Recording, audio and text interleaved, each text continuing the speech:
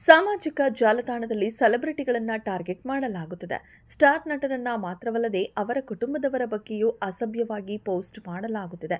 ಇಂತಹ ಕಿಡಿಗೇಡಿಗಳ ವಿರುದ್ಧ ಈಗಾಗಲೇ ರಮ್ಯಾ ಮುಂತಾದವರು ಕಾನೂನಿನ ಕ್ರಮ ಕೈಗೊಂಡಿದ್ದಾರೆ. ಈಗ ನಟ ದರ್ಶನ್ ಅವರ ಪತ್ನಿ ವಿಜಯಲಕ್ಷ್ಮಿ ಹಾಗೂ ಮಗ ವಿನೀಶ್ ಬಗ್ಗೆ ಅಶ್ಲೀಲ ಪೋಸ್ಟ್ ಹಾಕಿದವರ ವಿರುದ್ಧ ಕ್ರಮ ಕೈಗೊಳ್ಳುವಂತೆ ಪೊಲೀಸರಿಗೆ ಮಹಿಳಾ ಆಯೋಗ ಪತ್ರ ಬರೆದಿದೆ.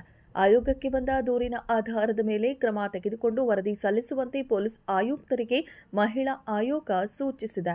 ನೆಲಮಂಗಲದ ಭಾಸ್ಕರ್ ಪ್ರಸಾದ್ ಅವರು ಮಹಿಳಾ ಆಯೋಗಕ್ಕೆ ದೂರು ನೀಡಿದ್ದಾರೆ.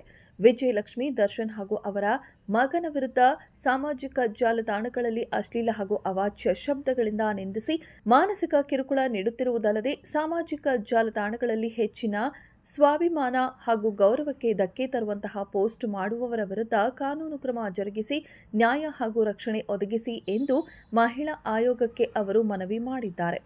ಅರ್ಜಿದಾರರ ಅರ್ಜಿಯನ್ನ ನಿಯಮಾನುಸಾರ ಪರಿಶೀಲಿಸಿ ಸೂಕ್ತ ಕ್ರಮ ಕೈಗೊಂಡ ಕ್ರಮದ ವರದಿಯನ್ನು ಆಯೋಗಕ್ಕೆ 15 ದಿನಗಳ ಒಳಗಾಗಿ ಸಲ್ಲಿಸುವಂತೆ ಕೋರಿದೆ ಎಂದು ಮಹಿಳಾ ಆಯೋಗದ ಅಧ್ಯಕ್ಷರಾದ ನಾಗಲಕ್ಷ್ಮಿ ಅವರು ಪೊಲೀಸ್ ಆಯುಕ್ತರಿಗೆ ಪತ್ರ ಬರೆದಿದ್ದಾರೆ. ಇನ್ನು ರಮ್ಯಾಗೆ ಅಶ್ಲೀಲವಾಗಿ ಕಮೆಂಟ್ ಮಾಡಿದವರ ವಿರುದ್ಧವೂ ಕ್ರಮ ಕೈಗೊಳ್ಳುವಂತೆ ಈ ಮೊದಲು ಮಹಿಳಾ ಆಯೋಗ ಪತ್ರ ಬರೆದಿತ್ತು. ಎಲ್ಲರ ಕೈಯಲ್ಲೂ ಸೋಷಿಯಲ್ ಮೀಡಿಯಾ ಇದೆ. ನಕಲಿ ಅಕೌಂಟ್ಗಳ ಮೂಲಕ ಕಮೆಂಟ್ ಮಾಡುವ ಲಕ್ಷಾಂತರ ಮಂದಿ ಇದ್ದಾರೆ. ಅಂಥವರಿಂದ ಅಸಭ್ಯವಾದ ಮತ್ತು ಅಶ್ಲೀಲವಾದ ಕಮೆಂಟ್ಗಳು ಬರುತ್ತಿವೆ. ಕಿಡಿಗೇಡಿಗಳಿಗೆ ಬುದ್ಧಿ ಕಲಿಸಲು ಮಹಿಳೆಯರು ಮುಂದಾಗಿದ್ದಾರೆ. ರಮ್ಯಾ ಅವರು ದೂರು ನೀಡಿದ ಬಳಿಕ ಕೆಲವರನ್ನ ಅರೆಸ್ಟ್ ಮಾಡಲಾಯಿತು.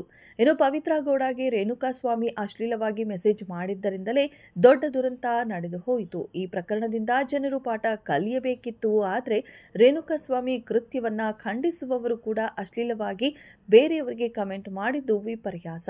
ಸ್ಟಾರ್ ನಟರ ಕೆಲವು ಅಭಿಮಾನಿಗಳು ಇಂತಹ ಕೃತ್ಯ ಎಸಗುತ್ತಿದ್ದಾರೆ. ಅಂತವರಿಗೆ ಪೊಲೀಸರು ಪಾಠ ಕಲಿಸಲಿದ್ದಾರೆ. ಇದೆಷ್ಟು ಈ ಹೊತ್ತಿನ ಸುದ್ದಿ. ಮತ್ತಷ್ಟು ಸುದ್ದಿಗಳಿಗಾಗಿ ನೋಡ್ತಾ ಇರಿ ಸಿರಿ ಟಿವಿ.